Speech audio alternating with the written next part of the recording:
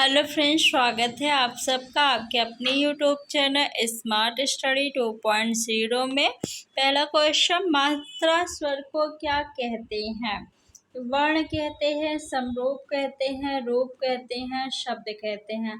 शब्द जो है ये भाषा की सबसे छोटी सार्थक इकाई है। भाषा की सबसे छोटी सार्थक इकाई अगर आपसे पूछे तो क्या बताएंगे आप? शब्द।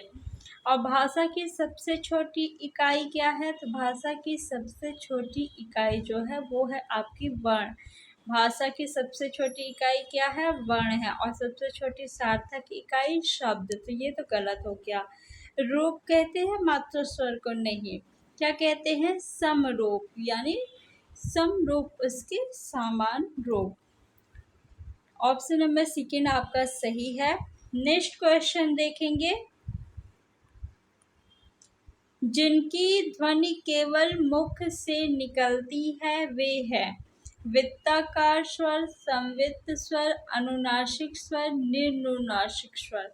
तो बताइए कौन सा ऑप्शन सही होगा? तो जिनकी ध्वनि केवल मुख से निकलती है उसे क्या कहते हैं? उसे निर्नुनासिक स्वर कहते हैं। ऑप्शन नंबर 4 सही है। नेक्स्ट, इनमें से कौन सा वर्ण स्पर्श व्यंजन नहीं है? स्पर्श व्यंजनों की कुल संख्या अगर पूछे तो आप क्या बताएंगे? 25। का से लेकर के मा तक, का वर्ग, चा वर्ग, टा वर्ग, ता वर्ग और आपका पा वर्ग, ये पांचों वर्ग जो है आपके ये स्पर्श व्यंजन के अंतर्गत आते हैं। का वर्ग में कितने वर्ण होते हैं? 5। चा वर्ग में 5, टा वर्ग में 5 और ता वर्ग में भी 5 होता है और पा वर्ग में भी 5 व्यंजन होते हैं। यानी कुल कितने हो गए? 25। और आपको पता है ना, का से लेकर के मा तक के जितने भी वर्ण हैं ये आपके स्पर्श व्यंजन कहलाते हैं। तो का क्या आपका स्पर्श व्यंजन है? हाँ। चा है, ये भी है। टा है, ये भी है। क्या या जो है ये आपका स्पर्श व्यंजन है? नहीं, या जो है ये आपका स्पर्श व्यंजन नहीं है। तो फिर या क्या है? या जो है वो आपका अंतस्थ व्यंजन है। या क्या है? या आपका अंतस्थ व्यंजन है। अगर आपसे पूछे कि अंतस्थ व्यंजनों की कुल संख्या कितनी है तो 4 है। तो कौन कौन से व्यंजन अंतस्थ व्यंजन कहलाते हैं? या, वा, रा और एक आपका ला, ये जो है क्या कहलाते हैं? अंतस्थ व्यंजन कहलाते हैं। जिसमें या और वा जो है आपका ये अर्ध स्वर कहलाता है। तो कौन सा ऑप्शन सही होगा? या जो है ये आपका स्पर्श व्यंजन नहीं है। ऑप्शन नंबर 4 सही है। नेक्स्ट क्वेश्चन देखेंगे, नेताजी ने कहा था तुम मुझे खून दो मैं तुम्हें आज़ादी दूंगा। इस वाक्य में कौन सा कारक चिन्ह लगा है? नहीं, इसमें कारक चिन्ह नहीं, आपको बताना है इसमें कौन सा चिन्ह लगा है। योजक चिन्ह है? नहीं। अल्प विराम चिन्ह है? नहीं। पूर्ण विराम चिन्ह? नहीं। उद्धरण चिन्ह लगा। ये देखिए, इसे क्या कहते हैं हम लोग? उद्धरण चिन्ह कहते हैं, जिसे इंग्लिश में डबल इन्वर्टेड कॉमा कहते हैं। तो ऑप्शन नंबर 3 आपका सही है। जब वाक्य के मध्य में कोई शब्द या पद छूट जाता है तब उसे पूरा करने के लिए उस स्थान पे कौन सा विराम चिन्ह लगाकर उसके ऊपर लिखा जाता है? अपूर्ण सूचक विराम चिन्ह, अर्ध विराम चिन्ह, अल्प विराम चिन्ह, अंश पद विराम चिन्ह। तो जब वाक्य के मध्य में कोई शब्द या पद छूट जाता है तो वहाँ पे हम लोग हंस पद विराम चिन्ह का प्रयोग करते हैं। ऑप्शन नंबर 4 आपका सही है। नेक्स्ट, वर्तनी की दृष्टि से अशुद्ध है। कौन सा शब्द अशुद्ध है?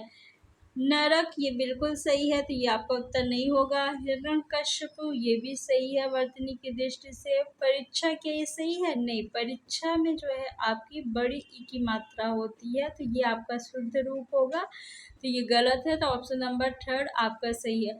आनुषांगिक बिल्कुल सही है। कुछ और इम्पोर्टेंट एग्जाम्पल्स जो एग्जाम में काफ़ी ज़्यादा पूछे जाते हैं, जैसे उज्ज्वल है, समुज्ज्वल, सन्यासी,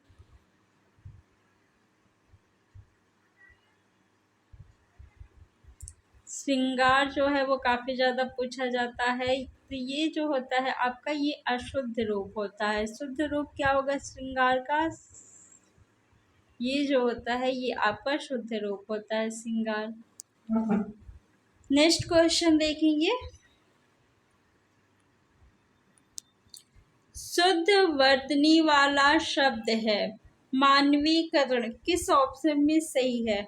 यहाँ पे मानवी है तो ये गलत हो गया। यहाँ पे बा नहीं वाह होना चाहिए। मानवी में छोटी की मात्रा नहीं दीर्घ होती है, यानी बड़ी की मात्रा होती है। मानवीकरण ये भी गलत है। ऑप्शन नंबर 3 आपका सही है, मानवीकरण। नेक्स्ट, उल्लंघन का सही संधि विच्छेद है। संधि का शाब्दिक अर्थ क्या होता है? मेल। किसका मेल? तो वर्णों का मेल। संधि के कितने भेद होते हैं? 3 भेद होते हैं। कौन कौन से? स्वर संधि, व्यंजन संधि और विसर्ग संधि। कौन कौन से 3 भेद है संधि के? तो स्वर संधि, और एक होता है आपका व्यंजन संधि और विसर्ग संधि। इस संधि के 3 भेद है। उल्लंघन का सही संधि विच्छेद क्या होगा? तो उत्धन लंघन। क्या होगा? उत्धन लंघन किस ऑप्शन में है? तो ऑप्शन नंबर आपके सेकंड में है, तो सेकंड सही होगा।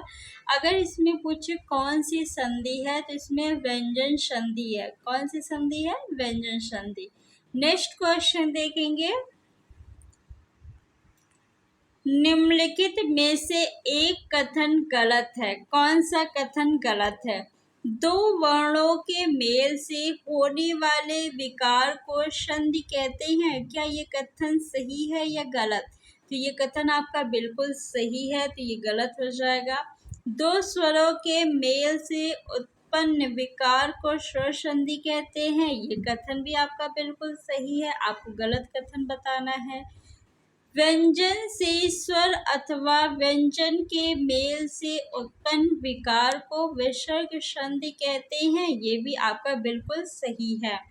विसर्ग के साथ विसर्ग के मेल से उत्पन्न विकार को विसर्ग संधि कहते हैं, तो ये आपका गलत है।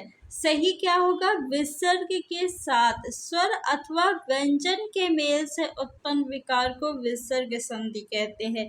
यहाँ पे जो है विसर्ग नहीं आना चाहिए। क्या आना चाहिए? स्वर अथवा व्यंजन। तो ये आपका गलत है कथन, तो ऑप्शन नंबर 4 सही हो जाएगा। नेक्स्ट क्वेश्चन देखेंगे। कौन सा तत्सम शब्द नहीं है? यानी इसमें से कौन सा तद्भव शब्द है आपको बताना है। इंदु जो है ये तत्सम शब्द है। दिनेश ये भी आपका तत्सम शब्द है। मनोज ये भी तत्सम शब्द है। रात जो है ये आपका तद्भव शब्द है। इसका तत्सम क्या होगा? रात्रि होगा। तो ऑप्शन नंबर आपका 4 जो है वो बिल्कुल सही है। नेक्स्ट क्वेश्चन देखेंगे। निम्नलिखित में से कौन सा शब्द तद्भव है? तांबूलिका, घट, कपाट, मंजीठ।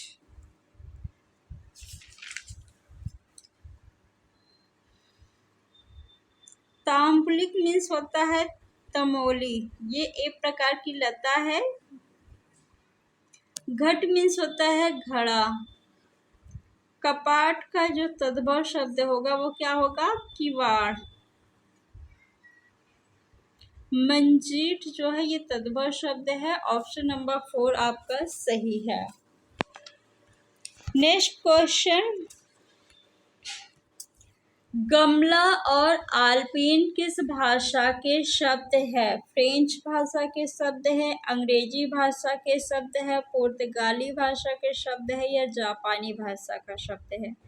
देखिए, जापानी भाषा का शब्द रिक्शा काफ़ी ज़्यादा एग्जाम में पूछा जाता है। तो रिक्शा किस भाषा का शब्द है? जापानी भाषा का शब्द है।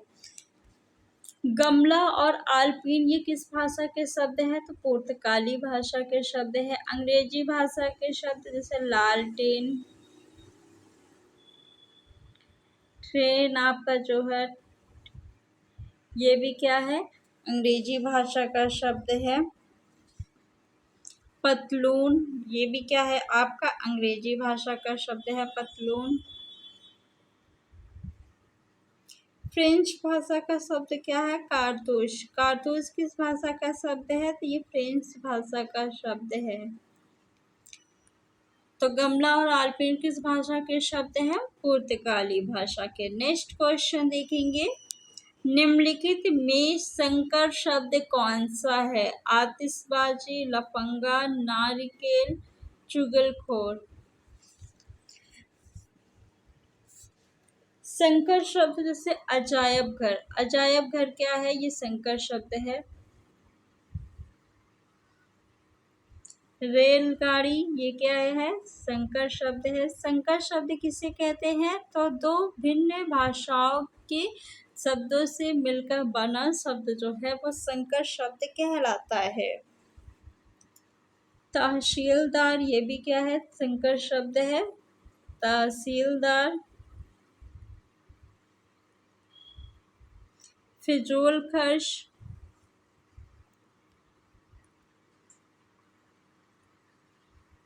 फिजूल खर्च भी क्या है? संकर शब्द है। चुगलखोर जो है ये भी आपका संकर शब्द है। तो ऑप्शन नंबर 4 आपका बिल्कुल सही है।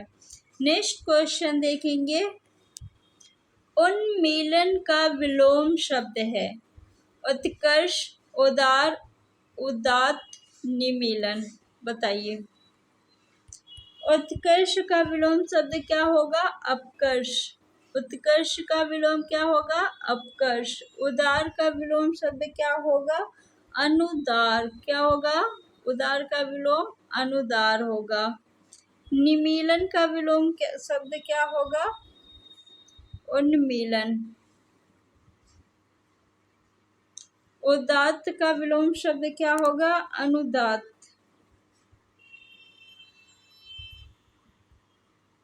तो कौन सा ऑप्शन सही है? ऑप्शन नंबर 4 आपका सही है। नेक्स्ट क्वेश्चन देखेंगे, उग्र का पर्यायवाची शब्द है। तीव्र, रौद्र, प्रचंड, क्रोधी, उत्कृष्ट, घोर, शिव, शूर। तो उग्र का पर्यायवाची क्या होगा? प्रचंड और क्रोधी। ऑप्शन नंबर 2 सही है। नेक्स्ट क्वेश्चन देखेंगे, अवसर के अनुरूप बदल जाने वाले को कहते हैं, क्या कहते हैं? यथा स्थितिवादी, आदर्शवादी, भाववादी, अवसरवादी। तो अवसर के अनुरूप बदल जाने वाले को यथा स्थितिवादी कहते हैं। ऑप्शन नंबर 1 आपका सही है।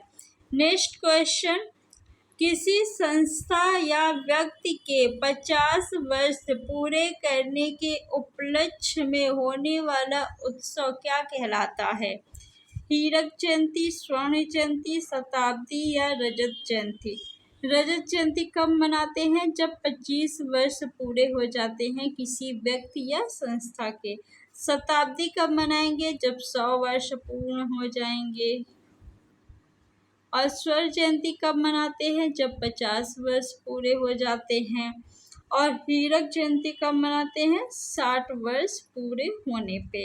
तो कौन सा ऑप्शन सही होगा? ऑप्शन नंबर 2 आपका सही है। फ्रेंड्स, अगर वीडियो अच्छा लगा हो तो वीडियो को लाइक कर दीजिए और इसे अपने फ्रेंड्स में शेयर कर दीजिए। चैनल पर नए हैं तो चैनल को सब्सक्राइब कर लीजिए ऐसी ही और वीडियो देखने के लिए। Thanks for watching.